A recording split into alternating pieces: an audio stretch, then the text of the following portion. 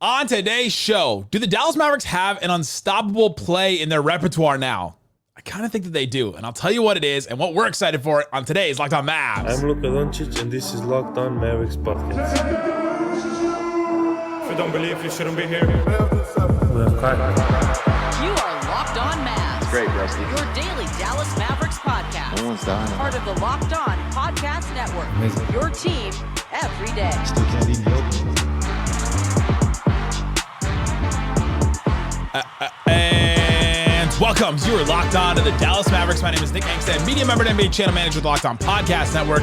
Your team every day. Thanks for being part of the show, making Locked On Mavs your first listen today. The best way you can help us grow the show is to listen every day on every podcast platform.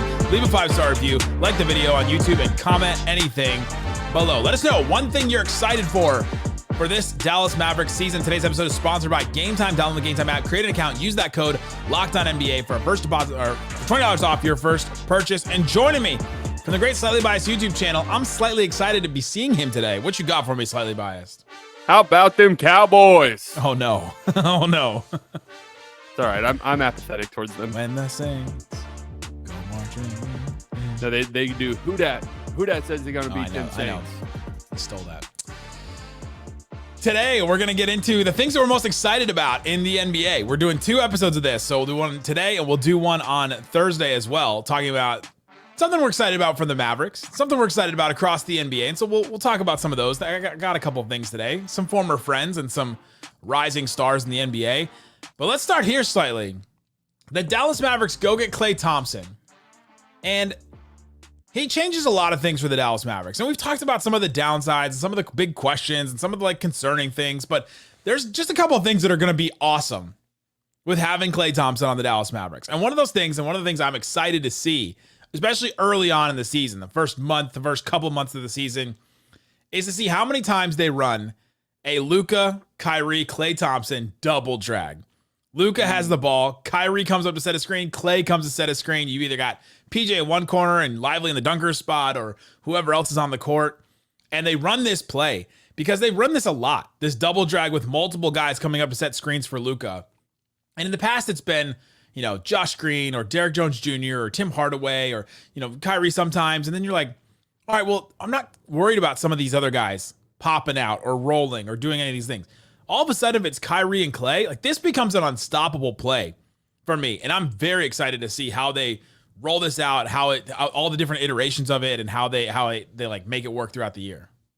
Yeah, I mean, how they use Klay is definitely something I'm very excited for. And I just really hope that they are as creative with Klay Thompson. Maybe not as creative as the Warriors got, but just can they be creative? Can they incorporate him in plays like you just mentioned, the double drag screen with him flaring out or popping out to shoot a three? Yeah, all the attention going to Luka, all the attention going to Kyrie. Even if it's Gafford and Klay, then you have Gafford diving to the rim and the attention that draws from the defense and Klay popping out. And then, of course, Luka handling the ball. That is fun and exciting. I mean, I really hope, we've been saying this since the signing, that they're creative with Klay Thompson, that they let Klay Thompson move around, that they run him off screens, that they let him do what he's as good at as anybody else in the history of the sport, which is shooting off of movement. And they don't just park him in the corner and just let him shoot open threes, although that's fine too. So that's something I'm excited about as well. Yeah. There was a quote recently from Mark Cuban. I'm going to 100% paraphrase what he said. Like, Klay's just going to have to stand in the corner and make open shots. And he really didn't mean that. He really didn't mean that that's the only thing he's gonna do. And also, I don't think Mark Cuban's in the coaching room, like coming up with plays and stuff like that. Like, I don't think he's. I hope not. The minority owners doing that anymore, or would ever have done that. But Klay is going to benefit from standing in the corner sometimes and getting wide open shots. It's just going to happen. You're going to see it. But yeah, I hope you're right too, where they do stuff like this, where they have Klay come up and set screens and pop out and be the one that gets those open shots, that he runs out in transition, that they throw him, hit ahead passes and things like that. And that, they run him off of off-ball screens. And I expect to see a ton of that. Maybe Kyrie comes and sets an off-ball screen. Maybe PJ. Maybe it's even Lively, where something else is happening on the other side of the floor or something. But they've got to integrate some of that, because it just isn't. It's just not going to be a completely revamped offense if it's only Klay just standing in the corner. They do the same things that they've done in the last couple of years.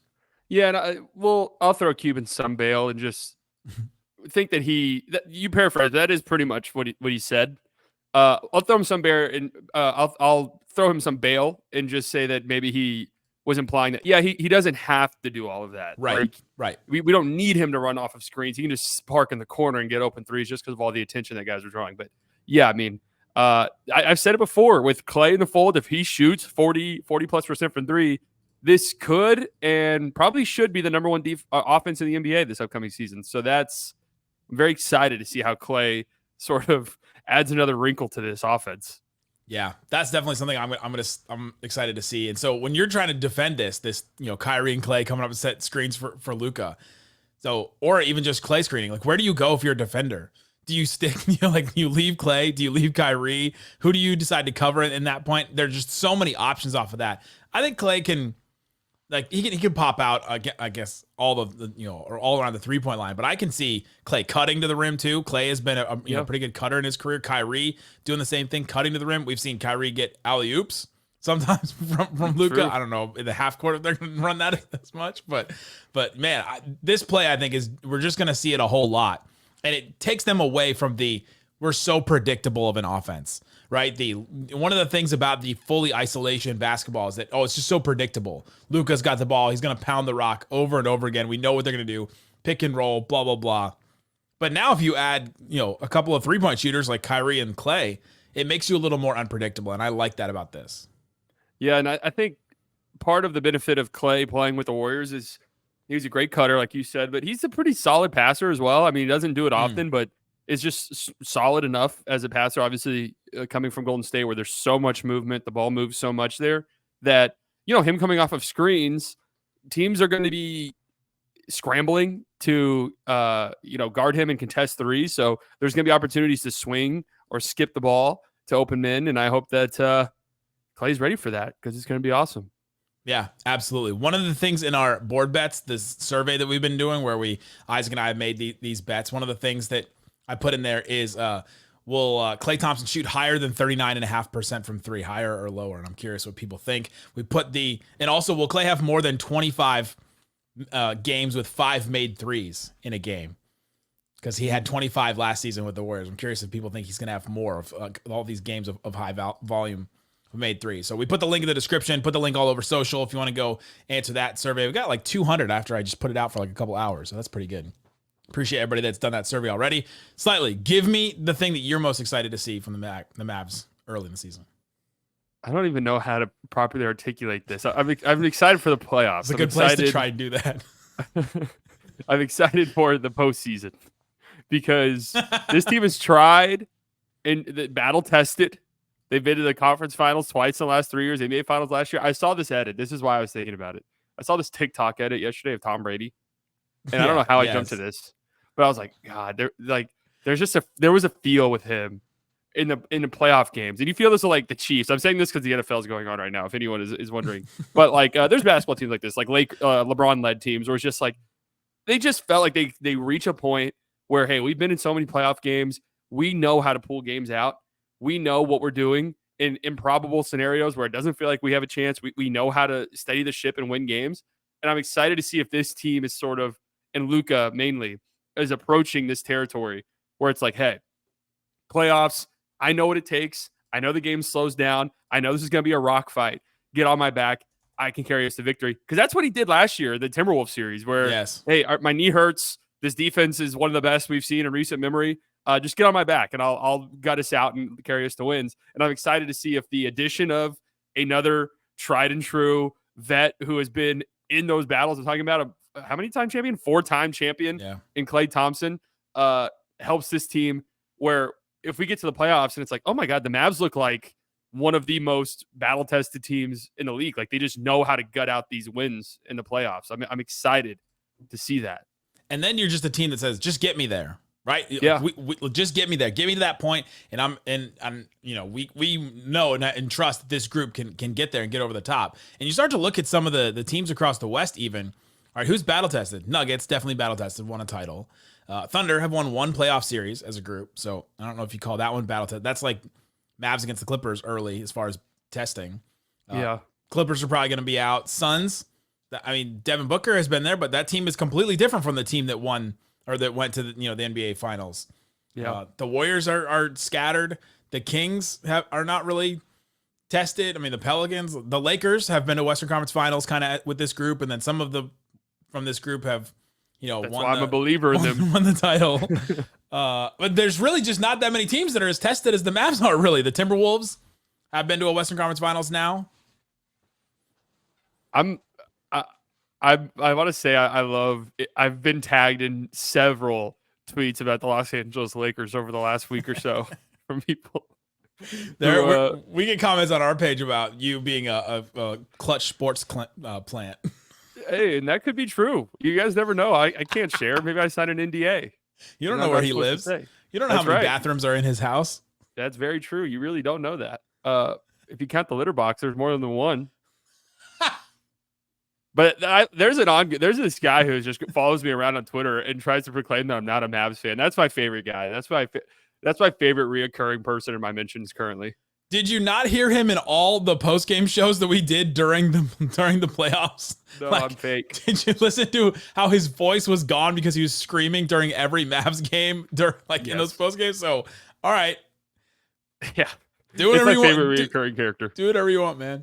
Coming up, let's talk about the rest of the NBA. What are things we're excited about for the rest of the NBA to see this season? I got a couple things. One of them, I'm kind of excited for the Knicks because maybe not necessarily the on-court production, but I think they've got to do something. And I want to talk about that coming up. You don't believe you shouldn't be here.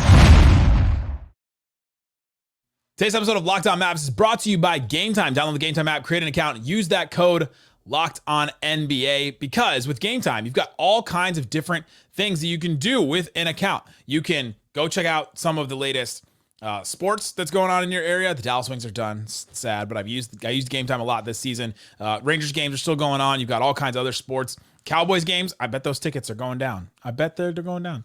No surprise fees at checkouts when you do the all-in pricing. You just toggle the all-in feature, and it shows you all the pricing, everything that you need up front, and you won't be surprised by any fees like that. You get your seat views, all kinds of stuff. Sports, concert, comedy, theater, all kinds of events with Game Time. Take the guesswork out of buying tickets with Game Time. Download the Game Time app, create an account, use that code Locked On NBA for $20 off your first purchase. Terms apply. Again, create an account, use that code Locked On NBA, LOCKEDON NBA for $20 off. Download Game Time today. What time is it? It's game time. Shut it down! Oh, no! Let's go home!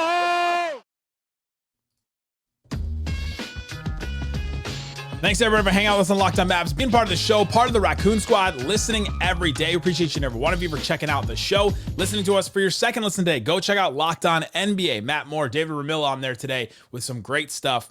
Always, Matt Moore has great NBA thoughts, except maybe about the Mavericks. Sorry, Matt. And so go check out Locked On NBA. Wherever you're listening, watching this, go check out Locked On NBA. I would say that to his face. I was going to say, don't tell Mavs fans that. I would say that to Matt Moore's face, and I have at the finals when they were at the finals, and I was like, "Here we are, Matt Moore. What do you have to say now?" All right. Slightly. Oh, I almost called you guys. We're talking. That was tough. At least he's back now, though. That's right. And I just did a show with him yesterday. Yeah, we're talking about it's better than if it was months later. Or yeah, if he was gone. He had just left, and I was like trying to get over the X. Things that we're most excited to see in the NBA. I'm excited to see how the Knicks, they're bringing in Mikal Bridges. I think that's interesting, and I'm excited to see that. I'm also excited to see how they incorporate Julius Randle into all this, because I don't know how it's going to work. Hartenstein is gone. He was a big part. Hartenstein started all of those games where they were going through this run. Mitchell Robinson did not. And now Mitchell Robinson's going to be their starting center. He's missed a ton of games. Julius Randle is probably going to start too. He's a two-time All-NBA player. And then what do they do with him? Do they move Julius Randle for something else? Do they just keep him? Their front court is really weird. It's like Mitchell Robinson, Julius Randle. Okay, that feels good. All right, feeling good about the front. Then their backups are like Jericho Sims, Precious Achiuwa. Like, are you feeling good about any of these guys? I mean, I guess you could play Anunoby and Josh Hart at 4. You could play Bridges at 4, maybe. I mean, that's probably what they'll do, is play multiple wings. But their front court whole situation is kind of strange, and I'm curious what they end up doing with that. Yeah, I'm pretty excited for them too. I think I've seen some Knicks fans say this, and it could be the case that there might, like, Julius Randle might finish more games at center, finish being the key word, at center than Mitchell Robinson over the course of the season, which I could see, like them going to a small ball sort of death lineup when everybody's healthy. I think for them, and the reason why, what is their over-under still at 52.5? The reason why I'm in on their under, like in terms of win totals, is just I think they're one of these teams that's just, and this is, opposite of a Tom Thibodeau-led team, but at a certain point, especially after how last season ended for them, they're going to be a team that's just like, get to the playoffs with this group as healthy as possible. We don't want Randle out again. We don't want Brunson playing 47 minutes and dealing with injuries. We don't want Mitchell Robinson injured, or else we're completely and totally screwed. So that's what I'm more interested with them, is if they're like 48 wins and a 4 seed, but they feel really good because they're healthy going into the playoffs, and everybody's like, oh my God, the Knicks are a disaster, but they're healthy and it works more. Their over-under at FanDuel is 53.5 now. That's so high. It's maybe gone up. They won 50 games last season, and they get Mikal Bridges. They lose Hartenstein. Their starting lineup in the playoffs was Brunson, Dante DiVincenzo, Josh Hart, OG Anunoby, Hartenstein. They also get Anunoby for a full season, right? They didn't have him for a full season. Their starting lineup right now is Brunson, Bridges, Anunoby, Julius Randle, Mitchell Robinson, which is interesting. But I think you're right. I think Randle could close a bunch of games at center, but that just changes who you are. He's not the rim protector guy that's a really good passer from the post. Like, Randle is a good passer, but he's more of a good passer like off the dribble and with the ball in his hands, and he needs the ball in his hands. Is that going to work? Brunson's played with a guy like that in Luka that has the ball in his hands. It's very different. I'm just the only NBA person ever to compare Julius Randle and Luka at the same time, but he's had experience playing off of a guy like that.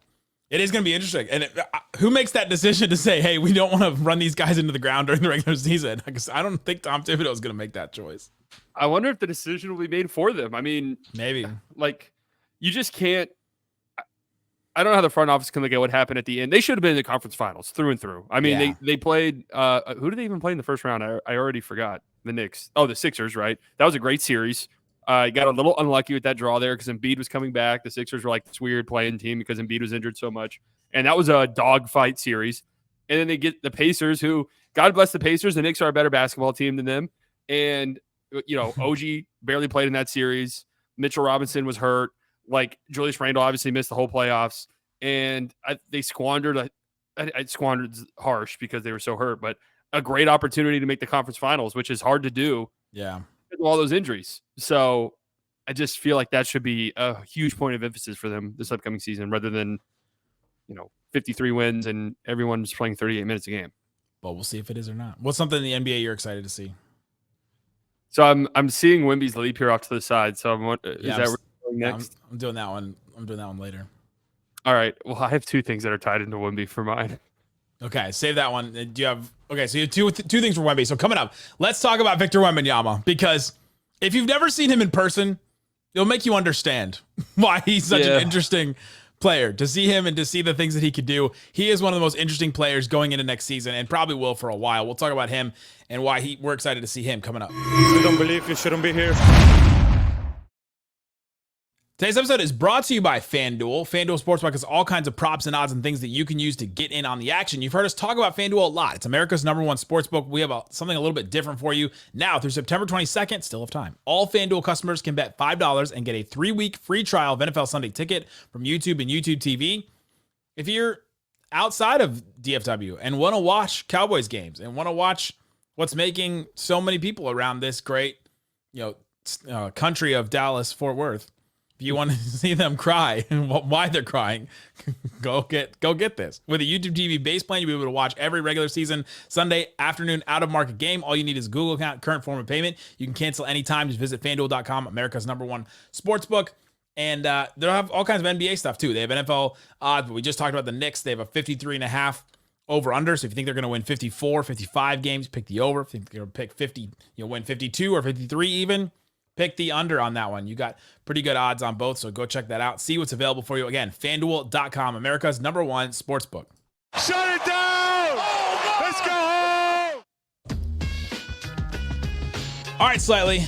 Yeah, we are talking about Victor Wembanyama because he's a very interesting player. There are already lists coming out saying he's a top 10 player in the NBA. I think he should have been Defensive Player of the Year last year, the way that he impacted what the Spurs did.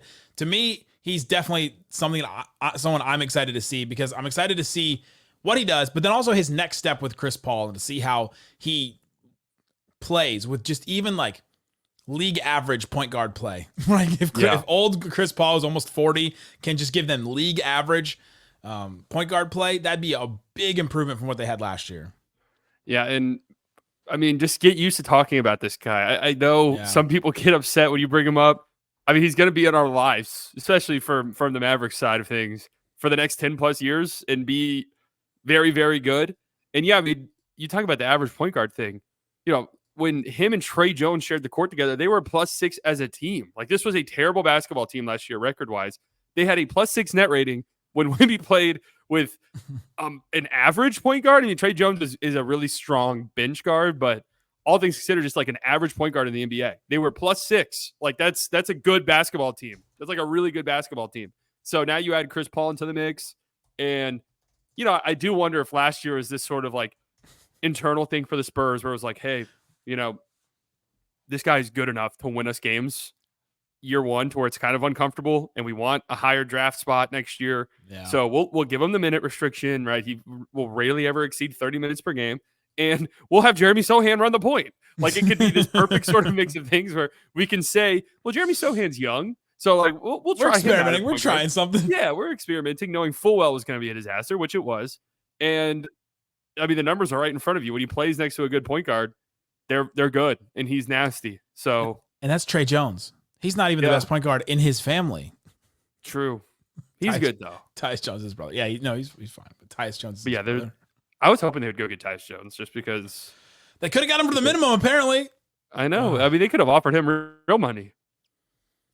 Look at that. I was saying $3 million. You know, the minimum is like $4 million. I was about to say, real money. Only $4 million? Ugh.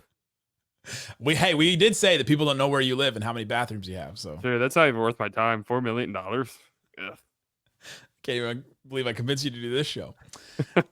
Wemby played, like you said, he played 71 games. He was pretty durable, except for the one time that he stepped on that guy's foot in Dallas in the warmups. That was very weird. I was standing like right there. He played 71 games, played under 30 minutes because that was by design, and didn't really shoot the three ball well either. Shot 32% from three. That's an adjustment that he may have to make, but led the league in block shots. He also got 4 assists per game last season, which I just think is wild for the player that he is and the type of player he is coming in. We don't talk about his passing at all, really, when we talk about him, because his other skills just stand out. 21 points, took, 17 shots a game.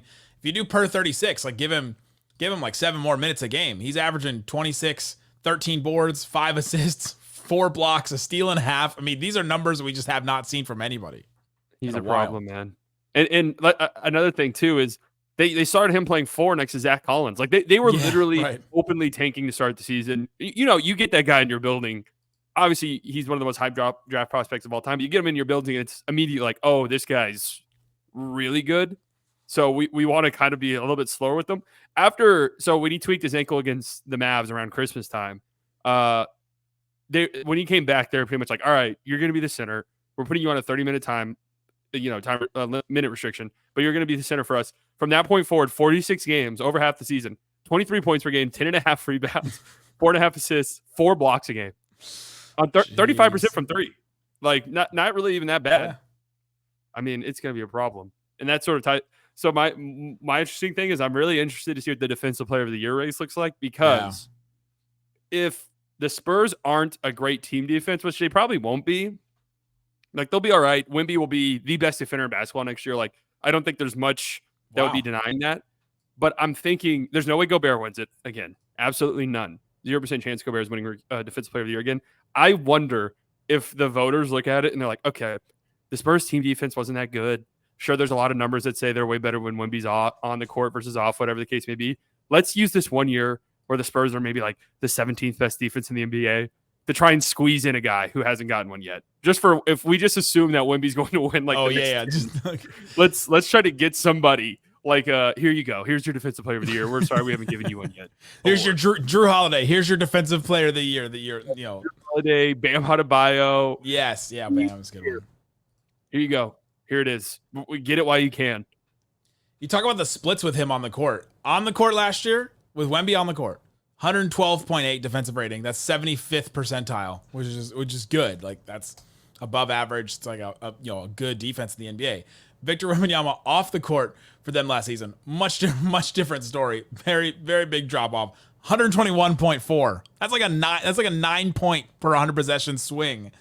So that's the 12th percentile. So you go from the 74th percentile really high to 12th percentile really low. I mean, he just made such a huge impact on their defense. What do you think of them as like an actual threat team wise to the Mavs? I mean, they're in their division, so they're gonna play them a couple times, but Isaac picked them to like make the play in. Oh, really? Oh yeah. It's tough. I mean, you just look at the West. Some teams have to lose basketball games. You figure the Trailblazers will do plenty of losing, even though I kind of like their roster a tiny bit, but they're not going to be good. The Jazz will do plenty of losing. Now you have to factor in 3 other teams that miss the play-in tournament entirely, and just inevitably 1 or 2 of those teams are going to do a lot of losing, whether that's because of injuries or not. I feel like a lot would have to go right for them. Like, Wemby would have to become a top 5 player, unquestionably. Devin Vassell would have to stay on the basketball court, which has kind of been a problem for him, but he's really good. I love him. So if he stays on the court and takes a leap forward, Chris Paul will have to stay on the court for extended periods of time. And you'd still need like Sohan to turn into something a little bit. Their rookie Stephon Castle to like be playable, probably. Right. To be playable next to Wemby, which would mean be able to hit threes at like a decent enough clip, which is not something that's really in his bag yet. But it's possible. I don't think they'll be fun to play. They won't be fun for sure. This is the crazy. So we did these board bets the other day, and we come up with like, all right, what's the standings going to look like? One of these teams, like 2 of these teams are going to miss. Actually, 3 of these teams will miss the entire postseason. Thunder, Mavs, Timberwolves, Nuggets, Suns, Grizzlies, Kings, Lakers, Pelicans, Warriors. Like, all right, well, there's a bunch of teams. Rockets, Spurs, Clippers. Like, Clippers are just going to fall all the way out of it. I think that they will. That's what I picked. Rockets have been ramping up and want to be, a better team. And then the Spurs with Wemby. It's like, man, there's just a couple of those teams are going to be really disappointed if one of those teams, if the Spurs come up and steal a spot. Like Isaac, you're going to go crazy about this. Isaac had the Spurs and the Rockets making the play-in, and the Lakers and Clippers and Pelicans out. Yeah, I mean, obviously, I think the Lakers could make the conference finals. But I was just about to say, all those teams you mentioned, knock on wood, at least one of them is going to have a season from hell, injuries-wise. It happens to every single team. And, those are the usual suspects, the teams you just mentioned. Pelicans, Lakers. Like, it's not that far-fetched to think, oh, well, this is the year Zion plays 38 games. Or, AD and LeBron are playing 45 games each. Like, I can see it. It's interesting. Anything else from the Spurs that stand out to you? Harrison Barnes? Well, no, not really. But we got the one thing I want to say about Harrison Barnes is that at Dirk's tennis event this weekend, so they had everybody mic'd up, and Klay Thompson was trying to serve, and they did the thing where they're like, all right, serve until you get one in. It's like it doesn't count against you, basically. And it took Klay like 4 or 5 times to get a real serve, which they did the thing where like you have to actually hit it into the box and do all that. And it took Klay 4 or 5 times. They were playing. It was Dirk and Klay doubles playing against Steve Nash and JJ Barea. Mm-hmm. And JJ Barea's mic'd up and he goes, "Don't worry, Klay. You're doing better than Harrison Barnes did." HB catching some strays. Apparently he wasn't good at tennis. I don't know if he was or not, but seems like a great guy. I'll always root for Harrison. I will too. And he's on the Spurs now. But actually, will you root for him now that he's on the Spurs? If they're winning 35 games, sure. There you go. That's right. If they're at 48, no. Those are the things we're excited to see in the NBA this season. We talked about the Spurs, talked about the Knicks, talked about Wembanyama, we talked about the Mavs doing some things this season. We'll be back on Thursday talking about that. Go listen to the episode where we did the board bets yesterday with me and Isaac, and go reply to the survey. Put the link in the description wherever you're listening and watching this. Appreciate each and every one of you guys for checking out the show. Go listen to Slightly Biased on the Great Slightly Biased YouTube channel. All that kind of stuff. We'll be back. Isaac and I will be back tomorrow to continue our board bets. Again, reply to the survey in the link. Thanks so much for listening to Locked On Mavs. Peace out. Boom. Go Cowboys.